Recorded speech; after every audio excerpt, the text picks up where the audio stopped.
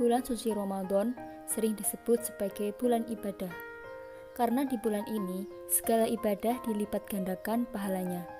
Maka selain berpuasa, Rasulullah SAW mengajak umatnya memperbanyak ibadah, seperti sholat rawih dan tadarus Al-Quran.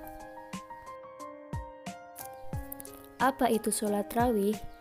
Sholat rawih ialah sholat malam yang dilakukan pada bulan suci Ramadan dan dilaksanakan setelah sholat Isya. Nah, bagaimana cara mengerjakannya? Sholat rawih dikerjakan sama seperti sholat sunnah biasa. Yang membedakan adalah niatnya. Sholat rawih boleh dikerjakan 8 rakaat atau 20 rakaat. Kemudian dilanjutkan sholat witir 3 rakaat. Sholat rawih bisa dikerjakan secara sendiri-sendiri maupun jamaah, tetapi lebih utama jika dilakukan secara berjamaah.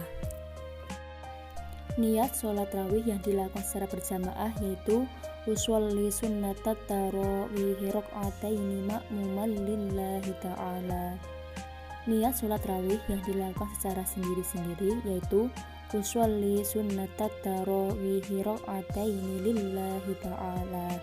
Nah, sedangkan niat sholat witir yang dilakukan berjumlah 2 rakaat yaitu usolli sunnatal witri raka'ataini lillahi ta'ala.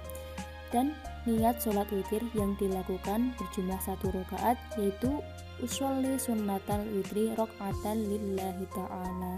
Nah, apabila dilakukan secara berjamaah, maka tinggal menambahkan ma'muman lillahi ta'ala.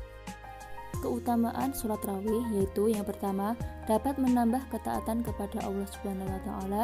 Yang kedua, Allah Subhanahu wa taala mengampuni dosa-dosanya, yaitu maksudnya orang yang melakukan sholat rawih. Yang ketiga, pahala ibadah ditulis seperti sholat malam penuh. Yang terakhir yaitu mempererat silaturahmi. Nah, sekarang kita akan membahas tentang tadarus Al-Quran. Tadarus berasal dari kata darosa yang artinya mempelajari, meneliti, menelaah, dan mengambil pelajaran. Tadarus Al-Quran berarti mempelajari Al-Quran. Tadarus dapat dilakukan sendiri maupun bersama-sama, baik di rumah, masjid, dan musola. Tata cara tadarus Al-Quran yang baik yaitu sebelum membaca Al-Quran, wudhu terlebih dahulu. Yang kedua, mengawali dengan membaca ta'awud dan basmalah. Yang ketiga, membaca di tempat yang bersih. Yang keempat, menutup aurat dan menghadap kiblat.